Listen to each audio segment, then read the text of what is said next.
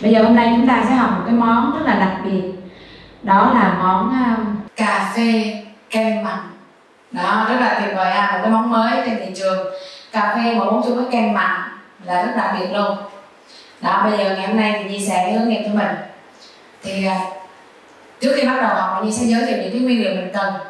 Chúng ta sẽ cần các cái nguyên liệu để mà mình làm cái phần cà phê. Cà phê này chúng ta sẽ làm cà phê sữa, xong cho cái phần kem mặn lên trên. Thì cà phê sữa là chúng ta sẽ có nguyên liệu là cà phê 25g, 20 cho đến 25g nha. Rồi mình có cái phần sữa đặc. Đây là nguyên liệu để chúng ta làm cà phê.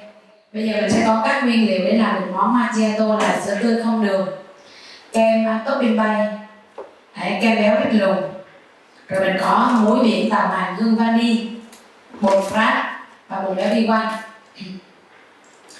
Bây giờ đầu tiên thì Nhi sẽ hướng dẫn làm món kem mặn.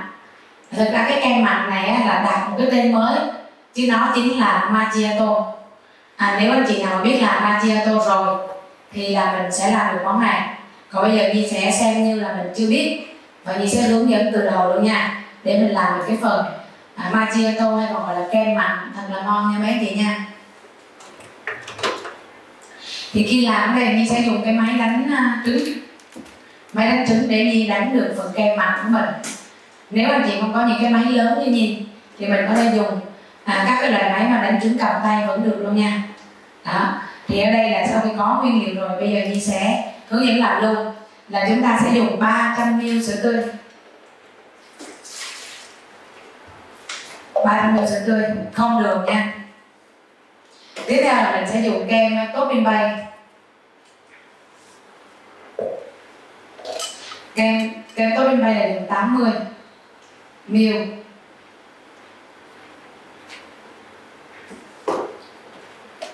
Đó. Rồi kem béo ít lùn. Đây, kem béo ít lùn là dùng 200.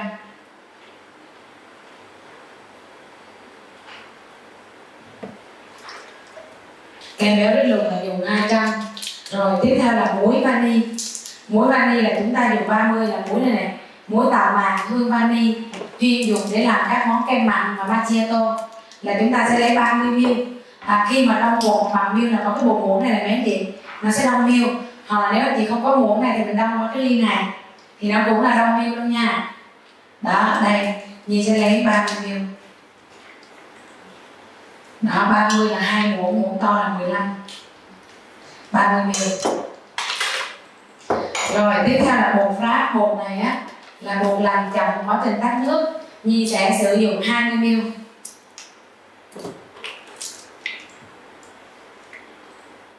Rồi ở đây chúng ta có bột béo vi quanh là chúng ta sẽ cộng 60ml.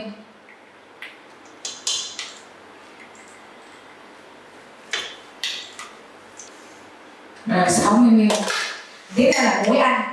Muối ăn nếu mà mình muốn cái độ mặn nó giống như trà sữa coi thì chúng ta chỉ lấy 3ml thôi. Còn nếu như muốn độ mặn mà giống như gông cha thì mới lấy 5ml muối nha. Mình sẽ dùng tiếp bột muỗng này để đong.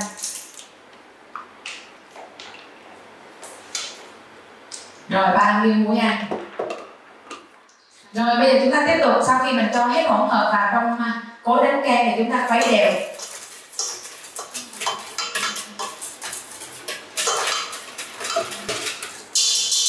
Rồi chúng ta sẽ khuấy cho đều.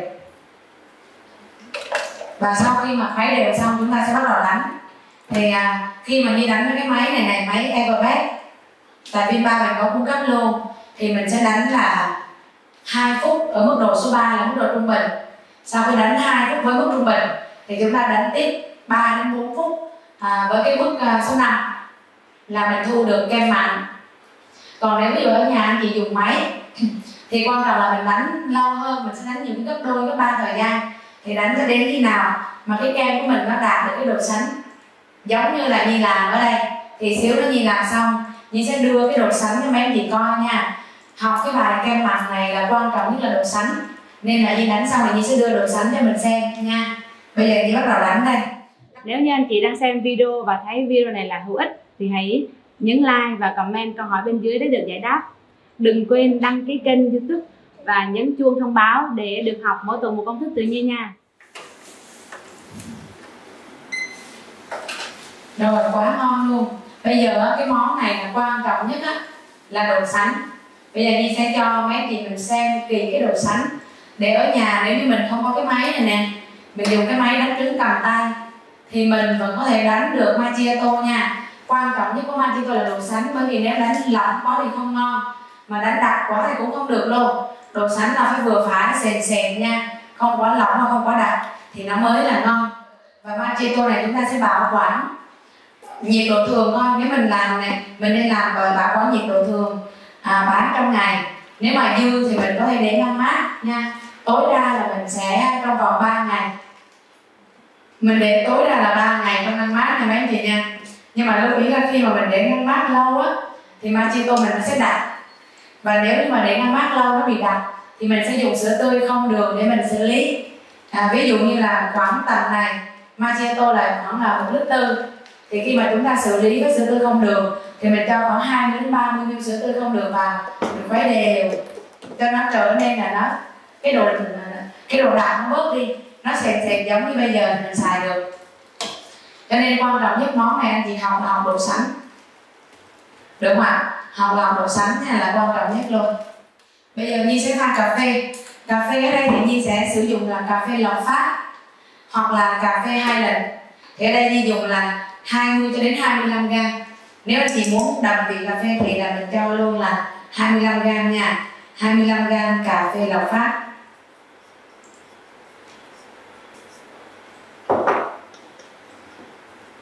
Đó, sau khi cho cà phê vào phin, ở đây là Nhi pha cho 1 ly cà phê. Nếu như mà anh chị mình muốn pha nhiều thì nhân lên nha. Ở đây Nhi pha 1 ly. Ví dụ mình muốn pha 5 ly thì mình mua cái phin lớn, hoặc là pha 200 g mình mua phin lớn hơn ha. Nó có nhiều loại phin cà phê lớn nhỏ đầy đủ nha. Thì ở đây là để pha cà phê ngon chúng ta nên cho một chút muối thì cà phê của mình nó sẽ đậm đà hơn, được không ạ? Đó. Rồi mình bỏ cái phin vào, cũng không nên ép chặt quá, bỏ phin vào chỉ ép vừa vừa thôi, ép nhẹ cái thôi nha. Rồi bây giờ mình sẽ rót nước này. Lưu ý pha cà phê thì chúng ta pha 2 lần nước. Lần 1 là chúng ta sẽ cho 30 ml 30 ml nước nha.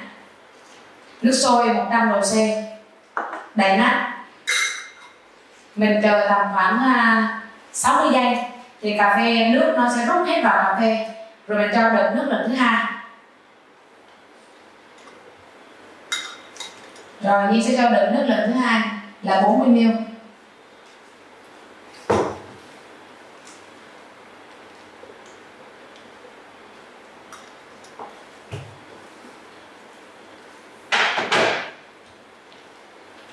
Đó là cách pha cà phê. Cách pha cà phê này thì đây là Nhi đang pha 1 ly để Nhi làm luôn bây giờ. Còn nếu anh chị mình pha 10 ly thì nhân lên. Ví dụ 1 ly mình dùng 25 g thì 10 ly mình sẽ dùng 250 g cà phê. Đợt 1 là mình sẽ cho 300 ml nước, đợt 2 cho 400 nha.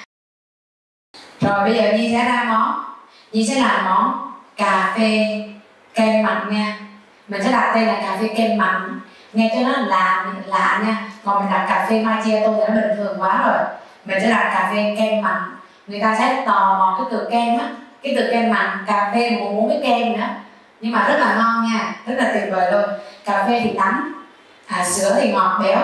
Macchiato của mình thì mặn béo béo ngọt ngọt, hòa quyện và rất là đặc biệt. Bây giờ mình sẽ bắt đầu làm nha. 20 ml sữa đặc. 20 ml sữa đặc. Tiếp theo là mình sẽ sử dụng cái phần cà phê mà mình đã pha đó ha. Cái phần cà phê mà mình vừa pha xong, mình cho cà phê vào. Mình sẽ khuấy đều lên.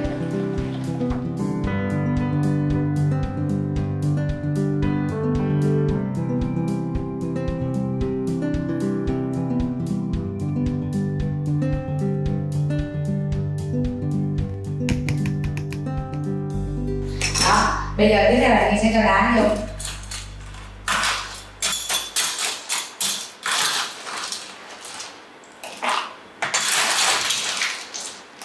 Đấy, mình sẽ cho đá vô tới đây luôn.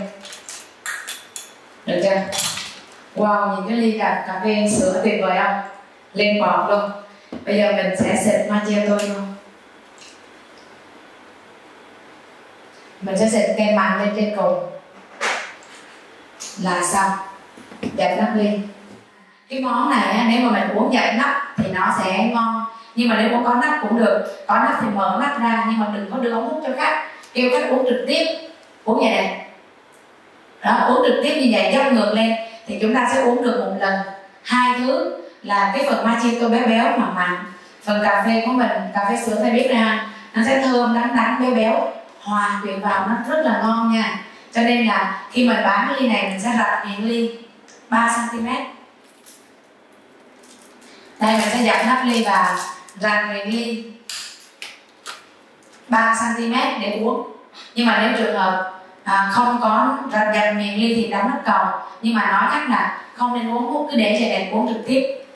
Vậy đó, uống trực tiếp thì mình sẽ uống được là hòa quyện giữa hai cái phần nước, một là cà phê sữa mà hai là kem mặn, rồi uống hai lớp như vậy thì nó mới ngon, nó mới là tạo nên được cái sự khác biệt của cái món này so với những món cà phê khác. Và Nhi đảm bảo là rất ngon nha, ngon hơn cà phê sữa rất là nhiều lần.